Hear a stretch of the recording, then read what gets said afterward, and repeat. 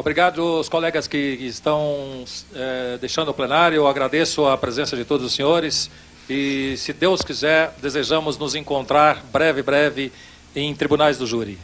Parabéns pela palestra. Eu também sou mineiro, eu sou da cidade de Frutal, próximo de Conquista. Viajei 500 quilômetros para ouvir sua palestra.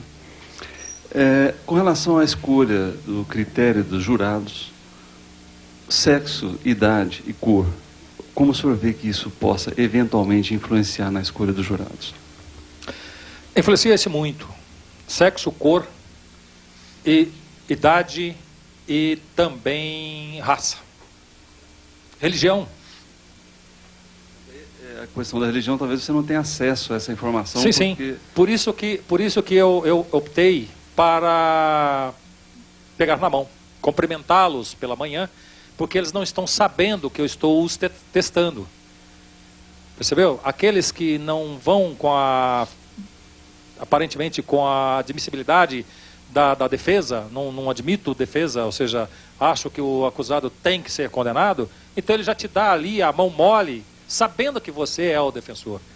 Então seria um dos métodos eficientes, no meu ver, de excluir este jurado que não vá com a fisionomia da defesa, ou seja, não admite a defesa. Entendeu? Entendeu? Deus me livre, eu não gosto de mulher. Pelo amor de Deus, não é que eu sou de Campinas, não. Eu sou de Conquista, mas... Mulher é terrível. Mulher é terrível, terrível. E principalmente quando é mulher que mata homem. Bota 7 mulheres... 7-0. É impressionante. É porque o homem está em extinção.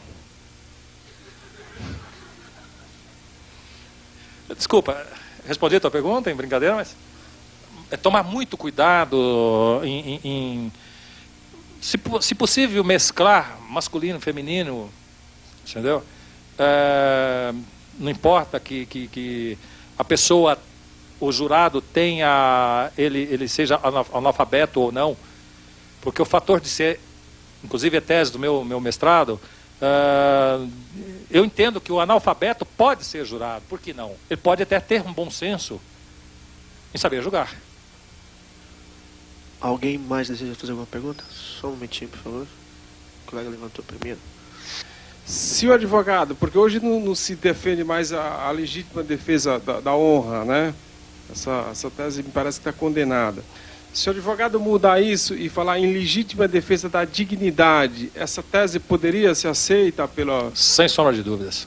Mas como Sem sombra de dúvidas. Porque, veja bem, a honra atingida, eu entendo, que não é a do acusado, e sim a honra atingida é dela, ou dele, sei lá, ou seja, da vítima, tá certo? A desonrada, na verdade, não é o quem ataca, e sim aquele que sofreu as consequências. Exato. Pelo ataque. Então, da dignidade, sim. Então muda um pouquinho e continua na mesma, tá certo? Só mudou a palavra, mas, ou seja, a defesa deu um jeito de dar aí uma volta cortando o caminho. Tá certo? Tá certo. Mas como funcionaria no caso? Porque não é uma tese conhecida, né?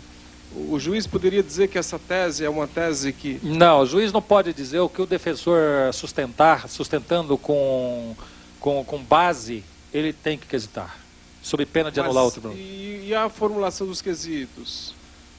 Normais. Legítima defesa disso. Então isso pode? Sim, pode sem sombra de dúvida. O senhor tem algum exemplo dessa tese, não? Ainda não ocorreu nesses 230 júris comigo. Ainda não. Mas eu tenho conhecimento de colegas que já fizeram, inclusive com orientação nossa, e ele teve sucesso. Doutor, deixa eu fazer a segunda pergunta para o senhor. O senhor deu um exemplo aí a respeito de fazer a parte. Eu tive um caso recentemente aqui no primeiro tribunal do júri, coisa de um mês e meio atrás. Eu estava defendendo uma pessoa em que são 5 acusados. Já tinha havido três julgamentos. Um foi condenado, 2 foi absolvido. No momento que o promotor fazia essa acusação, ele insistia muito em dizer, porque um dos réus, o processo foi desmembrado. Um dos réus foi julgado em Sorocaba. Ele insistia em dizer que que um dos réus que foi absolvido porque o corpo de sentença foi ameaçado, sofreu ameaças lá naquela cidade, porque era uma cidade pequena. E o segundo que foi absolvido com esse mesmo promotor de justiça, ele mesmo dizendo que o segundo foi absolvido com ele, e ele citou que esse segundo só foi absolvido porque havia uma testemunha de acusação, que a testemunha, no momento que estava prestando depoimento, ela mudou de versão. Ela mudou totalmente a versão do que ela havia falado lá na polícia e, consequentemente, no juízo, né? Então, eu comecei... Excelência, uma parte, por favor. Vossa Excelência disse que aquele júri lá em Sorocaba, o réu lá foi absolvido porque o corpo de sentença foi ameaçado. Qual o fundamento, Vossa Excelência, da absolvição desse réu? Eu fiquei cobrando. Eu fiquei, Excelência, é sério, a defesa precisa dessa resposta. É um fundamento, eu preciso dessa resposta. Aí ele inventou essa história, doutor, e ele inventou de uma forma que não foi muito firme. E aí eu comecei a carregar realmente em cima e disse para os jurados, senhores jurados, não, infelizmente o promotor de justiça foi infeliz, porque ninguém pode acreditar, ninguém em sã consciência pode acreditar que por uma questão do promotor de justiça tratar uma testemunha dessa ou daquela forma, por essa questão, os jurados vai se colocar contra ele e absolver o réu.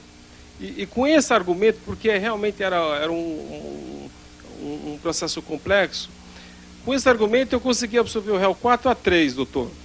Estou contra os à parte. Mas nesse caso, eu tenho consciência, eu só consegui absolver o meu cliente porque eu peguei esse gancho do promotor. Tanto é que, logo que eu indaguei, que eu levantei o problema, ele não teve argumentos exatamente para dizer. Ele precisou de um tempo para ele pensar, para ele formar um raciocínio, e eu fiquei cobrando várias vezes para que depois ele respondesse.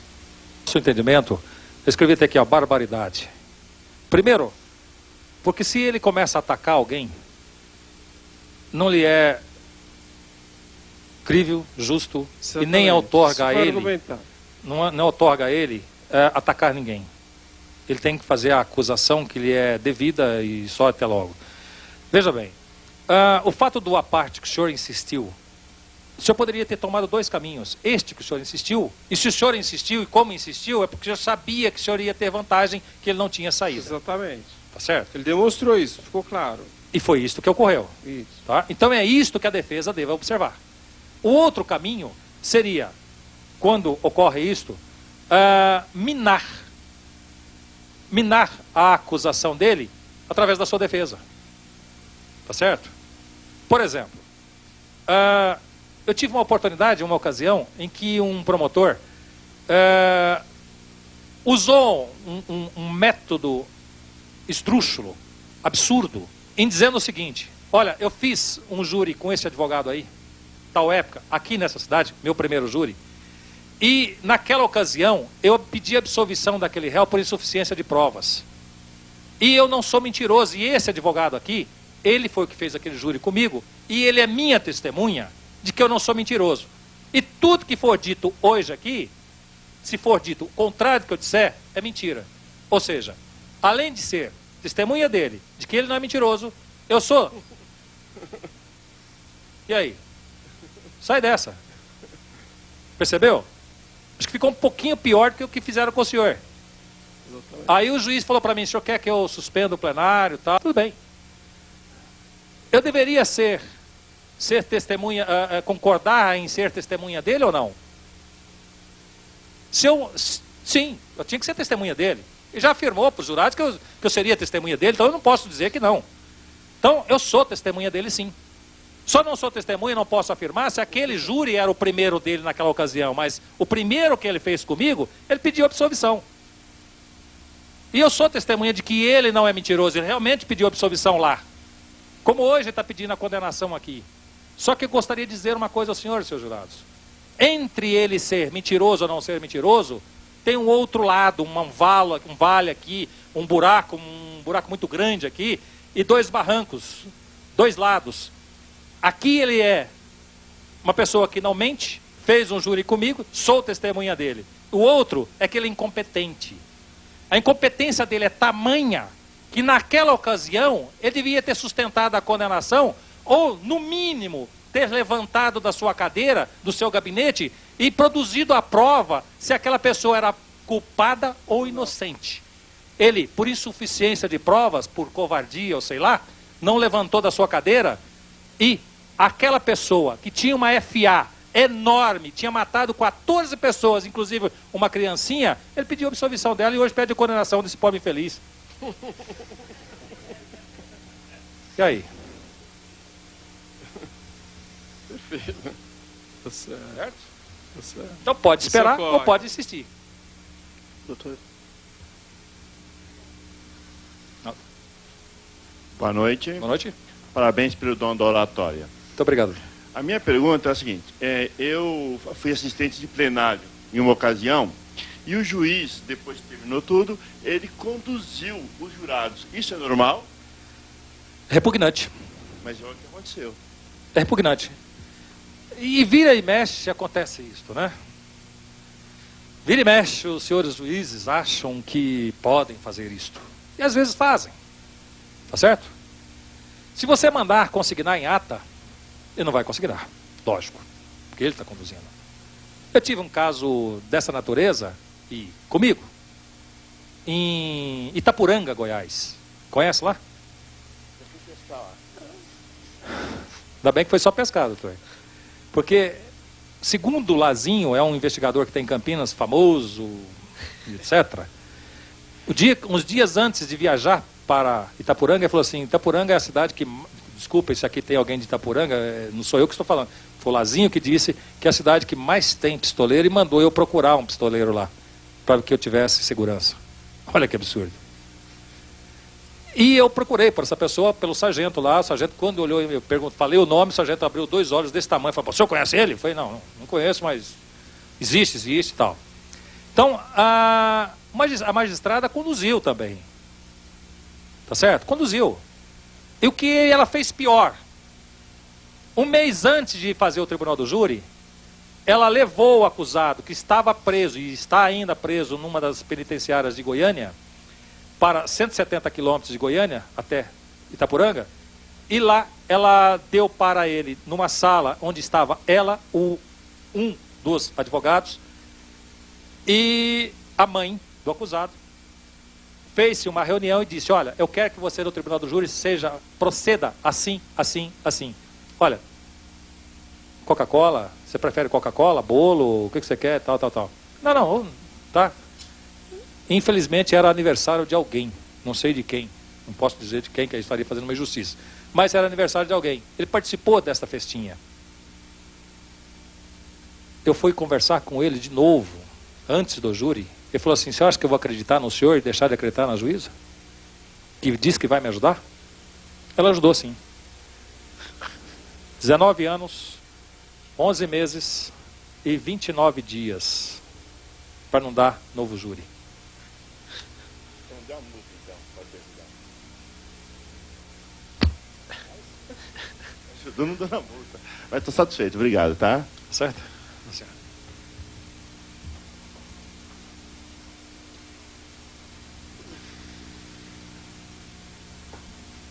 E eu fui assistir um tribunal a título didático. E aconteceu uma seguinte situação. Ele foi condenado, já estava preso. E na tribuna, no tribunal, ele foi apresentado as testemunhas e ninguém afirmou ter visto ele ser o autor do crime, era um homicídio. E, no caso, o promotor de justiça, ele afirmava que, através dos inquéritos, ele estaria sendo condenado, porque seria prova suficiente. O que o defensor, que é meu professor também, ele bateu em cima... Não entrega o professor. Não, pode ficar cegado. Ele bateu em cima que o inquérito policial, ele, na verdade, ele não seria uma prova, ele é um meio de prova. E o promotor insistia em dizer que o inquérito seria uma prova. Eu queria ver qual a posição do senhor em relação a isso. É prova, é meio de prova? A minha posição é a seguinte. Em primeiro, quando não lhe serve, jogo fora. E quando me serve, eu aproveito tudo. É isso que a acusação faz. Tá certo? Não, esquece código. Código não vale nada. Não.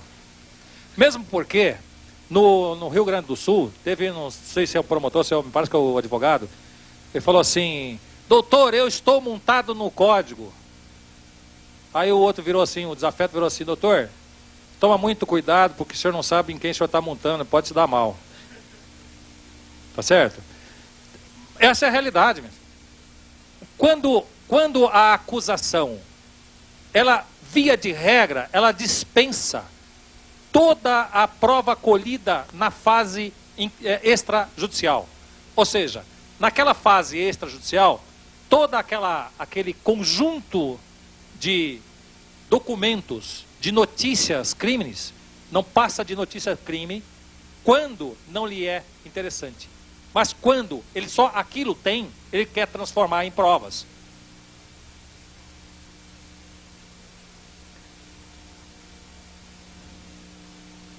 Percebeu? É muito relativo. É muito relativo. Ou seja, o que tem de entendimento é que o que é colhido naquela fase há de ser provado em juízo ou no tribunal do júri. Tá certo?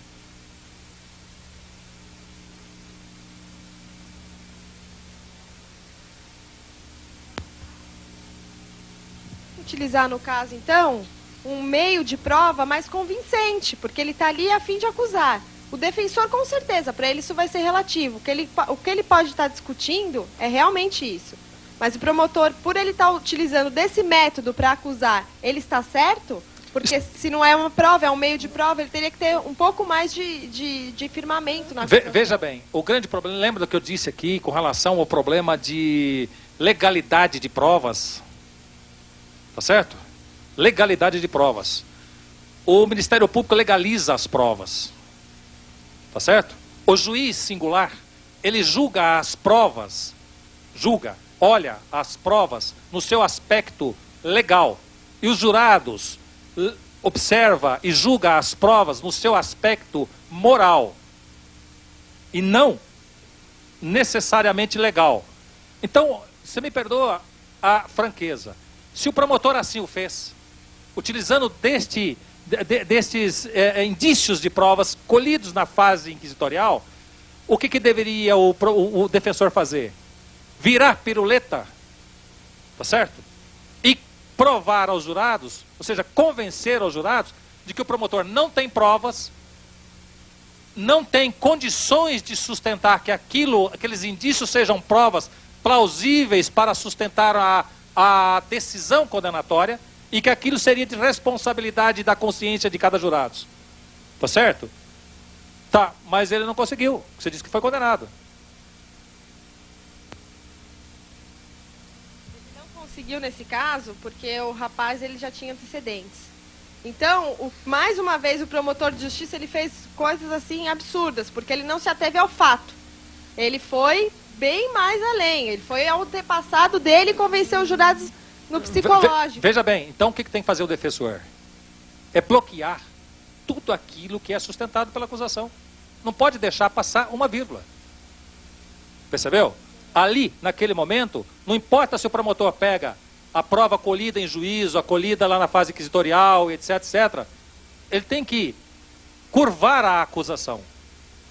Ele tem que ser convincente para os jurados, para o corpo de jurados, e dizer, eu estou com a verdade e não a acusação. Por isto, às vezes, nestas situações, é que se faz uma injustiça.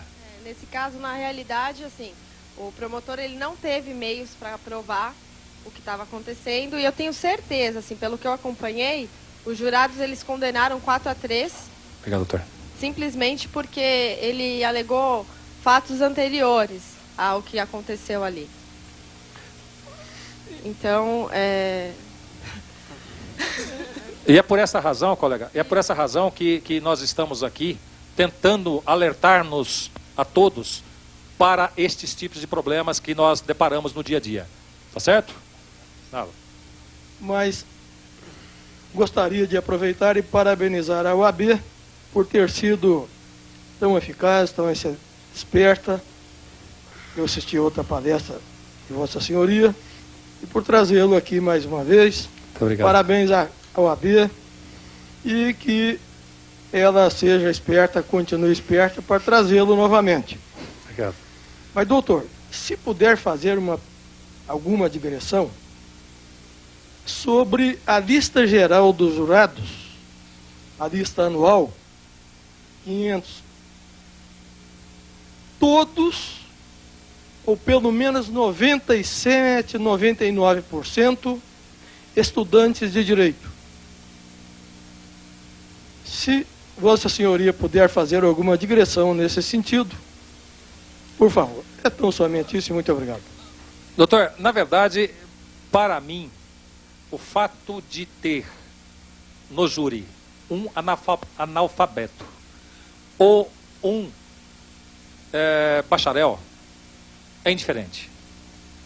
Porque, sem sombra de dúvidas, que o bacharel requer um pouco mais de essência do defensor e do acusador. Mas, veja o senhor, o fato de estar, fazer parte do plenário, estudantes ou bacharéis, ou qualquer pessoa da sociedade, para nós, é um tanto quanto indiferente.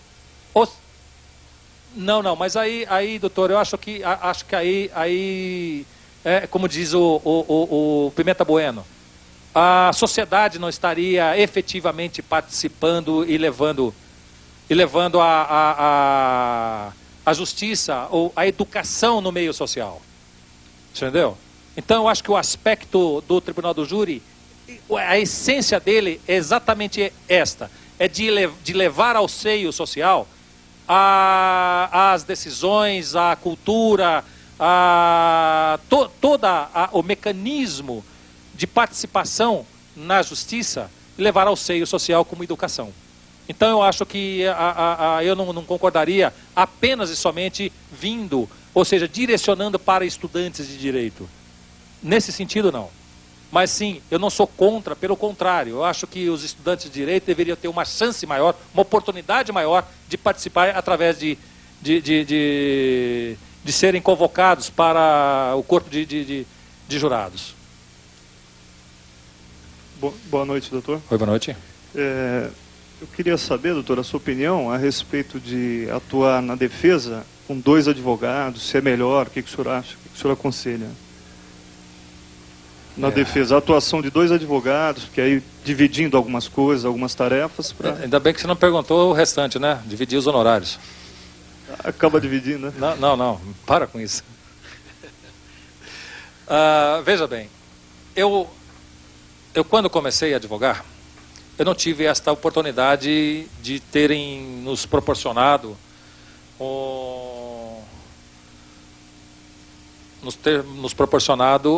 este aprendizado como auxiliar. Infelizmente, eu tive que iniciar a nossa militância com a cara e coragem, sem saber o que ali estava fazendo. Eu sempre procuro auxiliar o colega, ou seja, quando o colega deseja participar do Tribunal do Júri, deseja iniciar a sua carreira no Tribunal do Júri, eu dou sempre a oportunidade que não tive. E nestas oportunidades eu sempre peço a ele que comece falando, e posso te dar um exemplo de um Dr. José Augusto Gabriel, meu concunhado, pediu que queria, ele é trabalhista, pediu para fazer um Tribunal do Júri. Estou te citando porque é meu cunhado, posso dizer, ele não vai achar ruim comigo pelo que eu estou dizendo aqui. Ele estudou o processo a noite inteirinha, um crime bárbaro e tal, etc. Nós íamos fazer os 2 o Tribunal do Júri. Chegou no dia pela manhã, iniciando o júri e tal, a hora que iniciou a fala do Ministério Público, ele pediu a absolvição. Aí ele virou para mim assim, eu não tinha estudado isso. Percebeu? Então, veja bem, o fato de estar em 2 tem que se falar a mesma língua. Tem que ser uniforme a defesa. Não pode ser conflitante. E quando há o conflito, eu os conserto. Tá certo? Por isso eu procuro falar um pouco, não é que eu quero me aparecer, pelo amor de Deus, não é nada disso, eu acho que em razão, no pouquinho da experiência, eu peço em público ali, em frente aos jurados, permissão ao colega, mostro o equívoco que ele praticou e o conserto. Com a autorização dele ou não. Tem que consertar.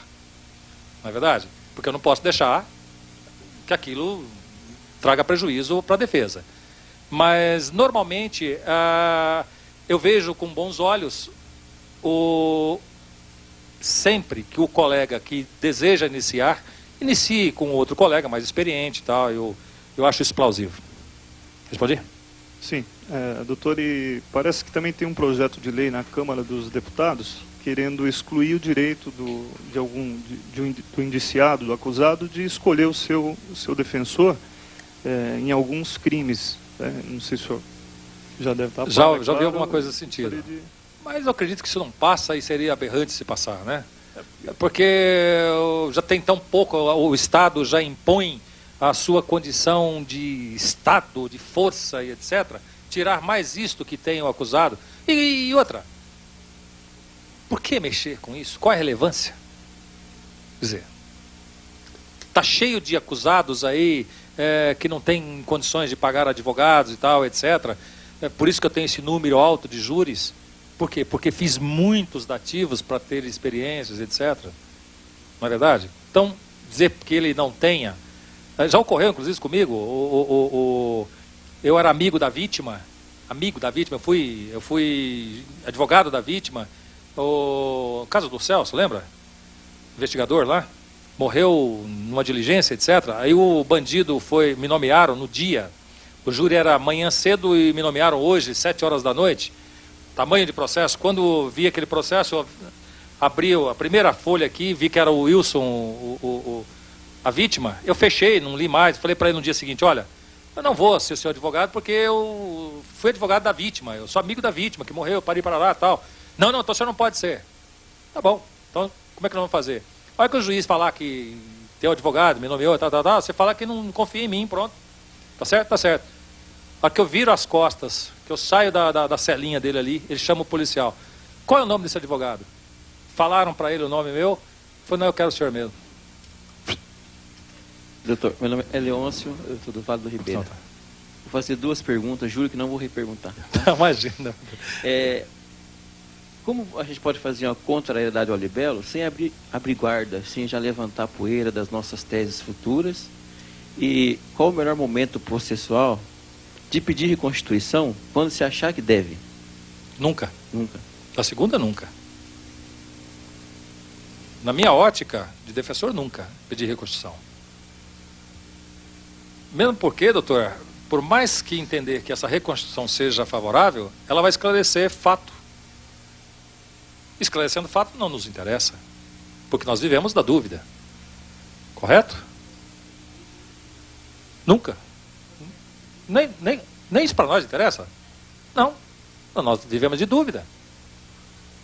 Nem reconstituiu o que aconteceu. Afirmando que aconteceu, que o seu cliente participou daquilo. Não é verdade? Então, no meu ver, não procede. Agora, com relação à contrariedade de libelo, acostuma-se em dizer tudo sem dizer nada. Não. Claro e objetivo. Diz tudo sem dizer nada e objetivo. Só isso. E aí? Esse é o segredo. Não é verdade? Você vai dizer, contrario, arrola as testemunhas, até logo. Sem dar as teses que você vai sustentar no plenário. A essência não são as teses, os tops, os principais, o núcleo não são as teses, não dá as teses. Tá certo? Estas teses guarda-os e sustenta no plenário. Entendeu? A essência, quero crer que esteja aí.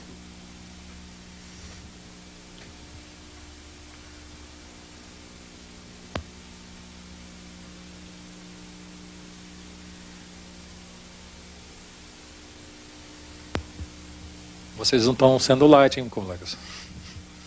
Hã? Boa noite, meu nome é Cícero. Boa noite, Cícero. Eu gostaria de saber assim, quando chega um cliente no seu escritório e diz, olha, eu cometi o crime. Ah, mas nunca chega. Pode ter certeza disso. Não? Não. Sempre negam? Hein? Sempre negam? Não chegam até lá, outros já pegaram antes. Então, mas quando o senhor toma consciência de que aquele indivíduo cometeu mesmo o crime, mas no entanto ele não quer ser punido pelo crime que ele cometeu. Então eu gostaria de saber qual a sua postura, né? Se o senhor negaria... Se o senhor não, a minha postura continua sempre de defensor. Entendeu? Sempre de defensor. Até porque o réu, ele não tem a obrigação de se auto-acusar, e o advogado representa, né? Isso. Representa a sua defesa. Veja bem. Eu entendi o que o senhor me colocou, tá certo? Veja bem. Se alguém comete um homicídio, por exemplo, e por uma razão ou outra, no seu escritório ou não, ele vai ter o primeiro contato contigo. O grande problema é quando tem o segundo contato, ou o terceiro ou quarto, que a vaca já foi pro brejo. Aí você tem que consertar o que fizeram de coisa errada para reestruturar e seguir uma linha, sempre aquela linha de postura, de teses de defesa, que ela vai ficar dentro do interrogatório do acusado e que o promotor não o perceba. É estranho, né? Mas ele não perceba. Nem todos ele perceba. Ele vai perceber. Ele pode perceber uma ou duas, mas não percebe e falar, mas que ele não vai por essa, não vai por aquela, então ele fica vendido. Ele não sabe qual é a tese que o defensor vai utilizar lá no plenário do júri. Agora, qual que é a postura?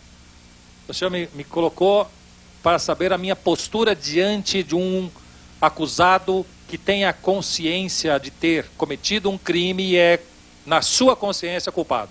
É isso? Acontece que na minha consciência, eu não tenho consciência como advogado, eu tenho ética. Se eu tiver consciência, aqueles princípios de consciência que o meu avô lá em Conquista me passou para o meu pai, e etc, etc, eu não vou conseguir defendê-lo, eu vou querer condená-lo. Então, entendo que o advogado não tem esta consciência, ele tem ética. Basta. No nosso entendimento, basta. Por quê? Porque se eu tiver ética, eu vou cumprir o que diz a lei. Eu vou até onde a lei diz que eu possa ir. Eu não vou ultrapassar aqueles limites que a lei diz que eu possa ir. Tá certo? Então, eu faria o seguinte, você cometeu o crime assim, assim, assim, assim. Te dar um exemplo. Nós fizemos um tribunal do júri onde a pessoa começou a matar a vítima a 1h da tarde. Marrou, amordaçou, começou a jogar água, começou a dar choque na sola do pé até a cabeça. Enfim, vamos encurtar. 5h da tarde, cortou a orelha, fez do feijão. 19h30, começou a cortar o pescoço. Aí o juiz perguntou para ele, e a vítima já tinha morrido? Ele falou assim, eu acho que não, excelência, eu sei que naquele momento que eu comecei a cortar o pescoço com um serrote, ela estremilicou e morreu. Percebeu? Então é uma pessoa extremamente consciente de que ela é culpada. Tá, e aí a defesa deve se influenciar por esta mentira que ele disse para o juiz? Lógico que não. Sabe por que não? Porque tinha 5 pastores ali que tinham negociado um terreno no reino dos céus com ele, para que ele confessasse e assumisse a paternidade do homicídio no lugar dos pastores. Só que eu não posso mais passar no meio da praça lá. Obrigado. Tá certo? Respondi a tua pergunta?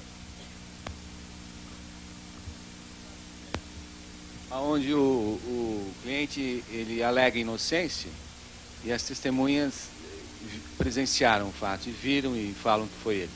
Obrigado. Com relação a isso, eu vou convidar o doutor Pedro para fazer, que ele tem um caso recente, estamos conosco, né, doutor Pedro?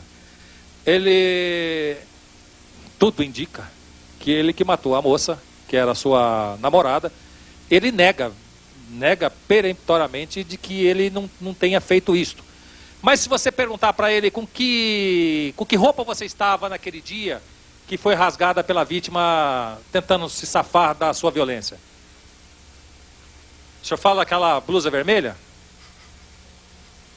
Percebeu? Não é? Se entregou. Então não é o fato de confessar abertamente que ele estaria confessando. Negativamente também confessa. Ou seja, dando à justiça uma confissão negativa, está confessando do mesmo jeito. Por exemplo, doutor Pedro, qual é o carro? O carro da vítima desapareceu. Cadê o carro da vítima? Qual é o carro, sei lá? Não. Perguntamos para ele. E o carro da vítima? Ele pergunta, que carro? Não é isso? Então ele é um autor do homicídio. Tudo leva a crer que ele é autor do homicídio. Você entendeu? Ele vai ser indiciado, processado, mesmo negando que não seja o autor. Seria burrice dele, ou seja, se ele fosse mais esperto, diria, ó, doutor, eu realmente sou o autor do homicídio, aconteceu isso, tal. Aí pinta ela de uma outra forma, a vítima lá de uma outra forma, violenta, tal, e arruma algumas teses. Nesta situação, só existe uma possível tese, que é a negativa de autoria, com uma série de outras. Por exemplo, foi indagado a esta pessoa aonde ele jogou o corpo, ou seja, desovou o corpo da vítima, ocultação de cadáver. Eu esperava que ele não conhecesse o local e falou assim, não, mas lá eu frequento uma igreja lá e tal, há muito tempo. Que é lá no meio do mato. O senhor entendeu? Então, confessou o homicídio. Como o advogado tem que proceder nesse... Faz que não entendeu, que o... Não, entendeu sim, porque se não entendeu, você não recebe. É isso aí, porque... Você entendeu? Autoria, você tem que entender sim, você não recebe. No caso, por exemplo, ele cria até um álibi, né? E ele não justifica o trabalho, né? Não fui eu que matei. Não, justifica sim. Veja bem, a postura do advogado é sempre, deva ser sempre, imagina, a postura do advogado deve ser sempre libada, sempre retilínea. Não se deixa influenciar por A, B ou C, ou por influências de quem quer que seja, de pressões, etc. Seja retilínea. Faça com que o teu cliente, se ele não deseja aceitar a orientação, não deseja aceitar que ele seja o autor do homicídio, você faça com que ele, pelo menos, admita determinadas teses, sem que ele saiba, tá certo? A ele as incute como verdadeira, naquela situação que ele não admite ser verdadeira, ele passa a ter uma verdade dele, do qual você encaixou ali as teses de defesa, que vai até o tribunal do júri e você vai ter sucesso e possivelmente até absolvê-lo daquela desgraça que ele praticou.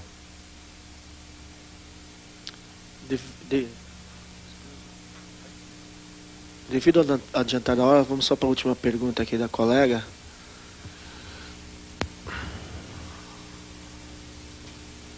Doutor, o senhor falou sobre ética, né? A gente sabe que a gente não, principalmente na área penal, o código nos proíbe a captação de clientela, etc. Então, eu gostaria de saber, como criminalista, como que acontece o primeiro contato com o cliente? Porque o cliente vai até o escritório do doutor, como que funciona, tirando, porque nós, no caso de um profissional liberal que não atua em escritório e que não atua para o Estado, como que começa, né, uma pessoa que gosta da área criminal, que quer trabalhar com o júri, como que começa, como que ela capta, porque a captação não pode existir, mas como que ela começa a ter clientes? Eu gostaria de saber como que começou para o senhor e qual a dica que o senhor poderia dar com relação a isso. Isso eu não posso dar. Não? Não. Percebeu?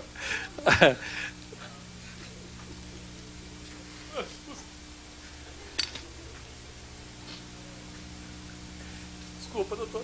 Eu achei que o senhor não ia fazer isso comigo. É assim que eu faço em todas as delegacias.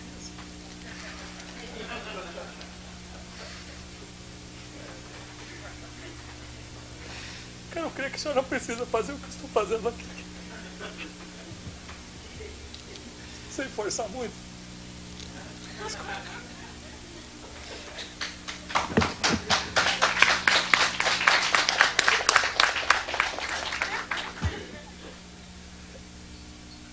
É lógico, doutor, aqui.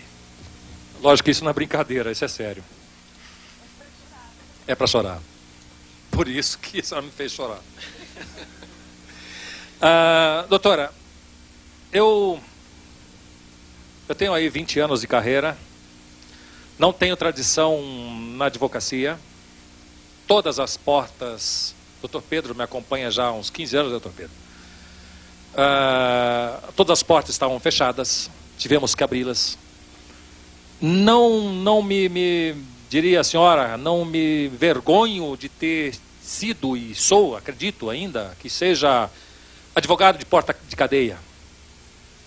Eu as bati enquanto estavam fechadas. Hoje, posso dizer para a senhora, como disse agora há pouco para um colega, que o pessoal vai até o meu escritório, vão até o meu escritório, já por ter passado por um ou dois advogados. Mas eu já fiz aquilo que aquele primeiro advogado está fazendo, até chegar em mim. Tá certo? O que eu posso dizer para a senhora? Não desistir nunca. E um outro detalhe, sempre com dignidade, sem baixar nível. Não há necessidade disto. Se perdeu este cliente, vai vir outro. E um cliente vai indicar o outro. O mais importante, doutora, por exemplo, posso aqui até estar falando besteira, mas eu aprendi em 1984, com uma autoridade policial, um delegado, disse o seguinte para mim: não briga com a sua fonte. Qual é a sua fonte? A polícia. Não brigue com a polícia. Se a polícia fizer errado os seus trabalhos, deixa que faça errado, e você, percebendo que está errado, é aí que você vai ter o sucesso e tirar. Se você brigar para que conserte, vai consertar, e você não vai ter sucesso depois e tirar o seu cliente. O que interessa para você não é ganhar os seus honorários e tirar o seu cliente? Então, tenha aquilo como fonte. Doutor Valdinei, gostaria de parabenizá-lo não pela palestra, mas uma troca de experiência, uma aula. Agradecer o senhor ter vindo de Campinas até aqui, nos prestigiar. A Ordem dos Advogados, através de seu presidente Luiz Flávio Borges Dulce, agradece a presença do senhor, a presença de todos. Uma boa noite, um bom retorno à casa. Encerrada a palestra. Muito obrigado, senhores. Eu que me sinto honrado com a presença de todos os senhores.